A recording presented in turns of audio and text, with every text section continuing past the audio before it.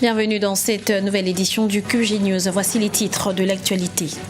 Michaël Jean, hôte du Cameroun, la secrétaire générale de l'Organisation internationale de la francophonie, est arrivée à Yaoundé ce lundi pour une visite officielle de 4 jours. Manifestation de l'opposition républicaine ce mardi en Guinée. Les militants dénoncent l'illégitimité des présidents de délégations spéciales qui font office de maire dans le pays depuis 2010. Et puis la proposition présidentielle de repentance et d'amnistie fait débat en Côte d'Ivoire. Pour certains observateurs, elle doit s'appliquer à tous les responsables sans exception de crimes commis lors des violences post-électorales. Michaël Jean en visite au Cameroun. La secrétaire générale de l'Organisation internationale de la francophonie est arrivée ce lundi à Yaoundé, la capitale, où elle s'est entretenue avec le chef de l'État Paul Biya. Il était question du renforcement de la coopération entre l'OIF et le Cameroun. Ibarat Ndiaye. La secrétaire générale de l'Organisation internationale de la francophonie, Michaël Jean, entame ce lundi 13 avril une visite officielle au Cameroun. Lors de son séjour, elle s'entretiendra mardi avec le président Paul Biya.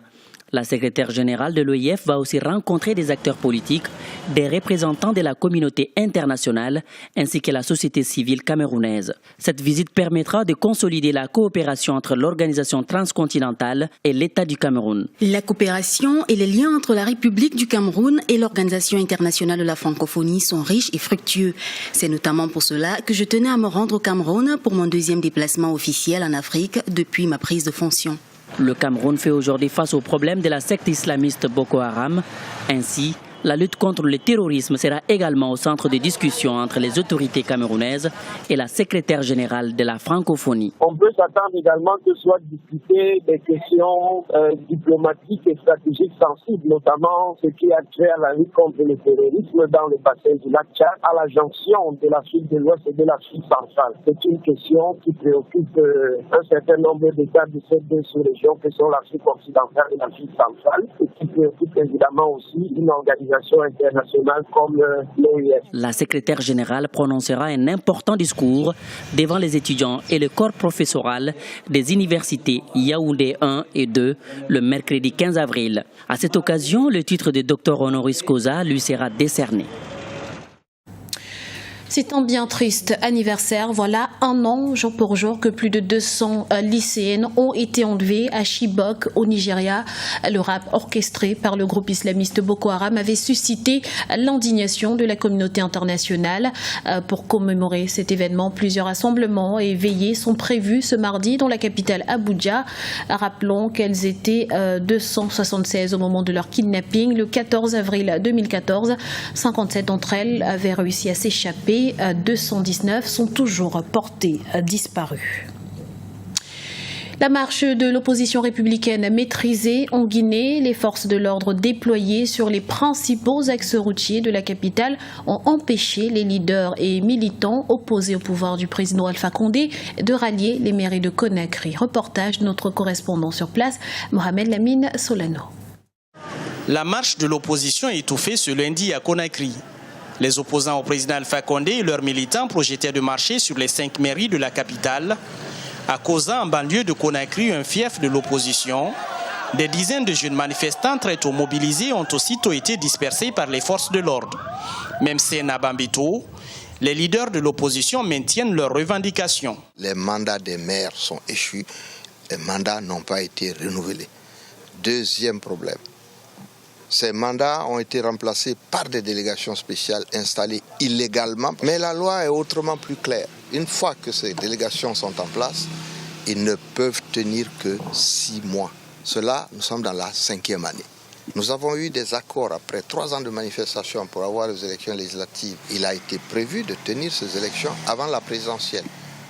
Elles ne l'ont pas été. L'axe Koza Bambeto Amdala est réputé pour ses turbulences, a connu des échauffourées dans la matinée de ce lundi. L'opposition annonçait mort par balle dans ses rangs. Information non confirmée par le gouvernement qui signalait à midi 5 blessés par arme à feu, sans pour autant préciser l'origine des tirs. La marche des leaders de l'opposition et leurs militants a été contenue par les forces de l'ordre. Il n'y a pas eu de consigne particulière à donner, sauf de disposer de forces de sécurité un peu partout, de manière à prévenir ceux qui s'annonçaient comme une journée violente, puisque l'opposition n'a pas voulu informer les services administratifs de l'itinéraire, du lieu, du trajet et de la fin de ce qu'ils appelaient manifestation. Et donc, il était impossible pour les services administratifs et les services de sécurité de travailler avec eux pour sécuriser ce qui allait se passer aujourd'hui, ce qui est dommage d'ailleurs. L'opposition envisage de marcher à nouveau jeudi prochain à Conakry pour amener le gouvernement à organiser les élections communales et communautaires avant la présidentielle. Le sujet divise les acteurs politiques depuis l'annonce par la CENI du calendrier électoral qui fixe l'élection présidentielle au 11 octobre prochain et les élections locales en mars 2016. Dans l'actualité également, Alassane Ouattara conditionne la grâce présidentielle en Côte d'Ivoire. Le chef de l'État a appelé les responsables des crimes commis lors de la crise post-électorale de 2011 à demander pardon à leurs victimes pour espérer bénéficier d'une amnistie. Iparat Ndiaye. En visite à Abobo, un quartier populaire d'Abidjan, le 11 avril 2015, le président Alassane Ouattara a rencontré les victimes et parents des victimes de la crise post-électorale. Le chef de l'État ivoirien est revenu sur l'épineuse question de la justice par rapport aux violences post-électorales de 2010. Pour lui, pas d'amnistie sans le pardon aux victimes de la crise. Pour la coordinatrice nationale de la Convention de la société civile ivoirienne, Hélène Nyossaï, la justice doit aller jusqu'au bout pour éviter que de tels événements se reproduisent dans le futur. Je suis d'accord pour amnistier, mais il faut que les gens soient jugés, qu'on reconnaisse ce qui s'est passé et qu'il y ait des sanctions et après l'amnistie viendra. Au moins ces gens-là sauront que demain, s'ils commettent des actes, ils seront jugés et que la justice sera vraiment forte. Mais aujourd'hui, on ne sait même pas. On n'est pas allé au bout du processus de ce jugement. On ne connaît pas les auteurs aujourd'hui. On ne peut pas parler d'amnistie maintenant. Le président ivoirien, qui assistait dans son fief à l'ouverture de la voie du roi Mohamed VI, s'est adressé également à ceux qui l'accusent de mener une justice pour les vainqueurs. Cette annonce, elle ne surprend pas de la part du président Alassane Ouattara, qui estime que certains responsables, certaines personnalités ivoiriennes qui ont une responsabilité dans la crise post-électorale, n'ont pas le profil bas, il faut faire acte de repentance. Voilà. Mais en même temps, c'est une sortie qui est interprétée par ses adversaires comme étant une façon pour M. Ouattara de mettre à l'abri les personnalités de son propre camp, de mettre à l'abri contre d'éventuelles poursuites judiciaires. Alors il a essayé d'éclater sa colère dans cette commune qui est le fief du Rassemblement des Républicains, le parti de M. Ouattara. Il a dit précisément, j'entends ici et là des bêtises parlant de justice des vainqueurs. Est-ce qu'on a déjà vu le justice des vaincus? Si c'était les autres, ils nous auraient tués tous.